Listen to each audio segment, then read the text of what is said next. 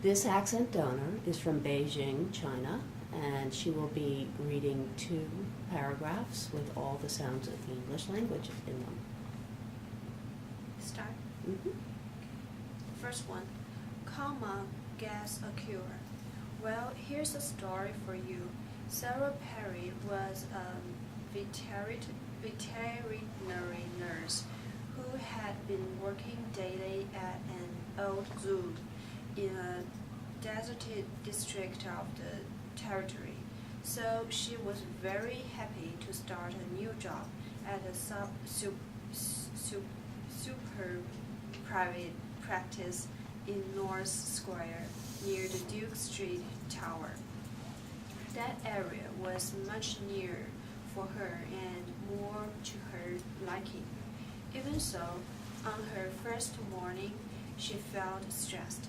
She ate a bowl of porridge, checked herself in the mirror, and washed her face in a hurry.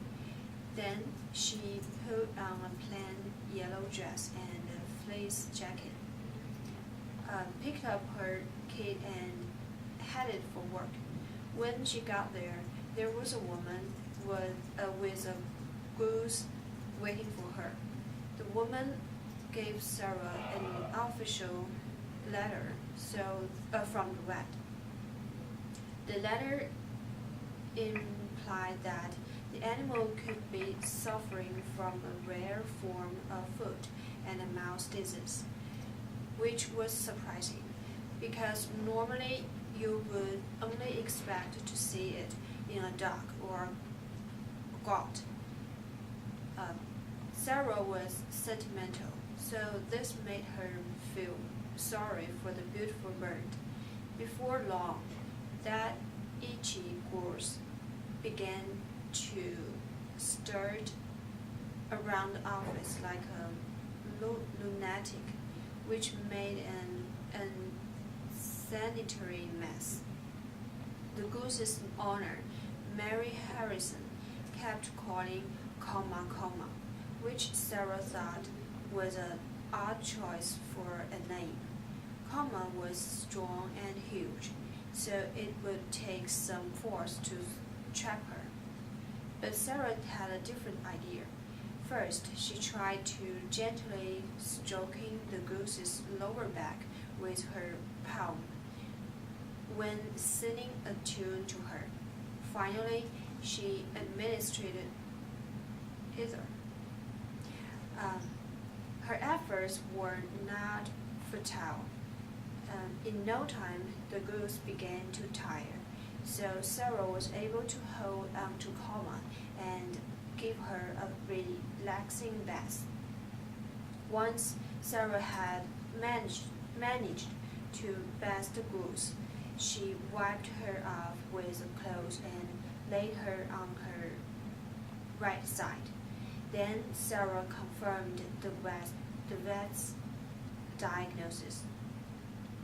Almost immediately, she remembered an effective treatment that required her to measure out a lot of medicine.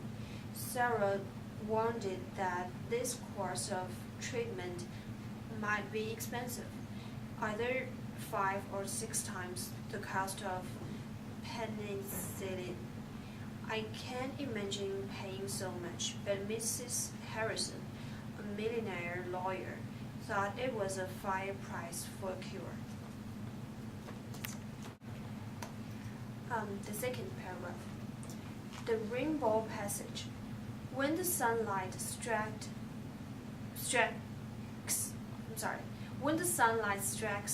raindrops in the air, they act as a prism and form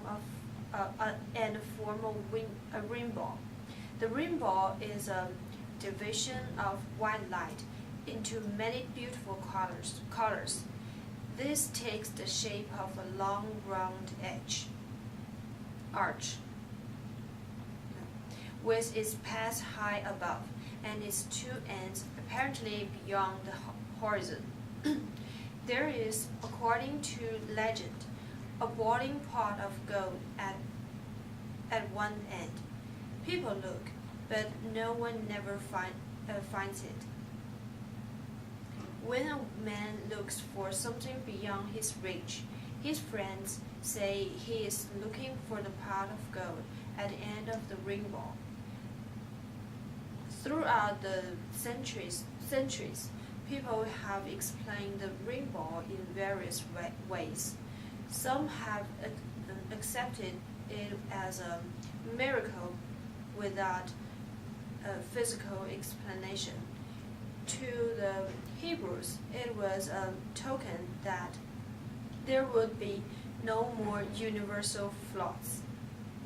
The Greeks used to imagine that it was a sign from the gods to foretell war or heavy rain. The Norsemen considered the rainbow as a bridge over which the gods passed from Earth to their home in the sky. Others have tried to explain the phenomena physically. Aristotle thought that the rainbow was caused by the reflection of the sun's rays by the rain. Since then, physicists have found that it is not reflection, but refraction by the raindrops, which causes the rainbows. Many complicated ideas about the rainbow have been formed. The difference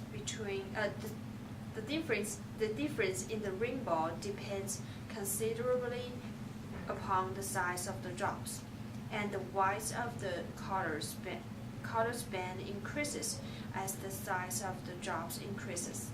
The actual primary rainbow observed is said to be the effect of superimposition of a number of balls. If the red of the second ball falls upon the green of the first, the result is to give a ball with an abnormally wide yellow band. Since red and green light, when mixed, form yellow. This is a very common type of bow, one showing mainly red and yellow, with little or no green or blue. Thank you. So you can just put those down, and I'm just going to ask you questions. How old are you? 25. Right. And how long have you been here?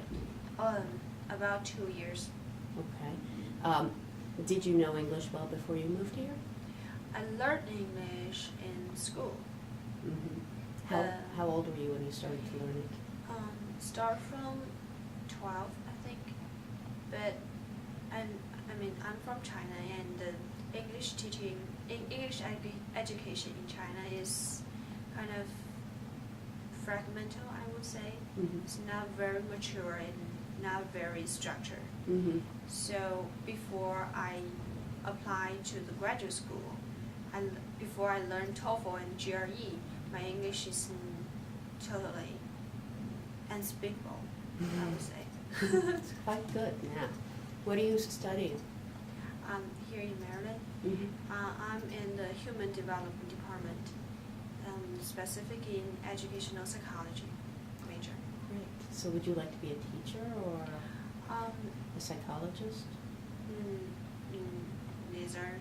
I want to be a public relations specialist and to do some marketing, developing thing that related to Asian market. Great. Well, that's booming. Do you have friends with other students from China here? Yes.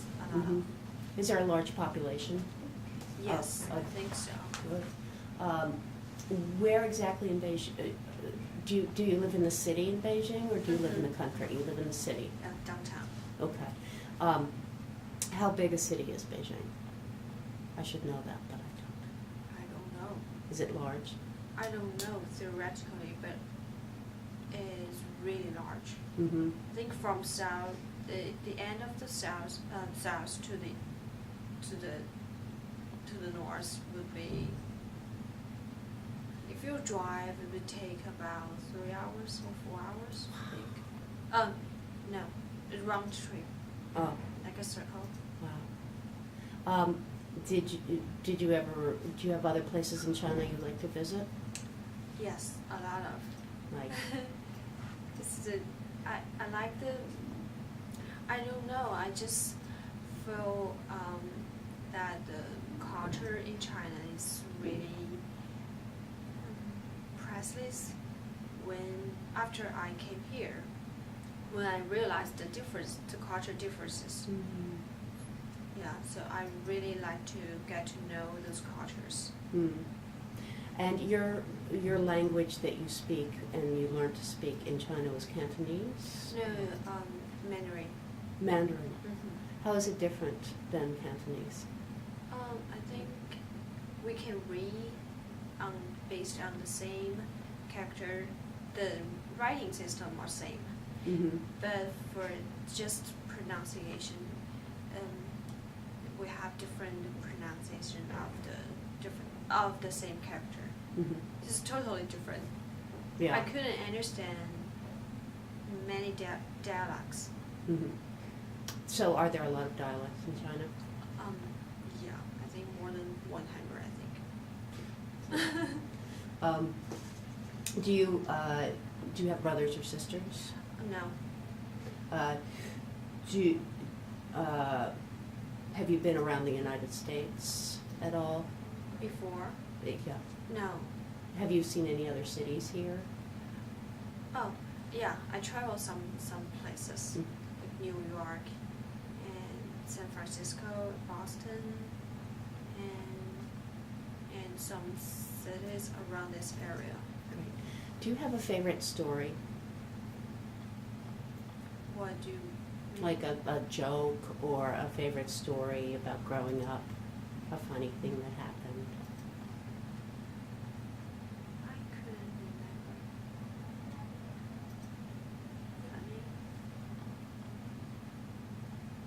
Funny? No, I couldn't remember. How about, tell me when you knew you wanted to come and study at Maryland? When? Yeah. What was that decision for you? Originally, I didn't specific want to come to Maryland. I just applied several universities in United States, and I got offer from Maryland. But the reason for why I came here to States is when I was in the freshman in my college study, and I had a chance to have a trip to Europe. I traveled about 5 countries, and I realized that the fencing things outside China. So I decided to have my graduate study just overseas, just not in China. And I got to know the different education system in different countries. I think the United States has I would say that the top quality, and people are very diverse and open-minded. I like it, so I decided to come here. Thank you. Thank you very much.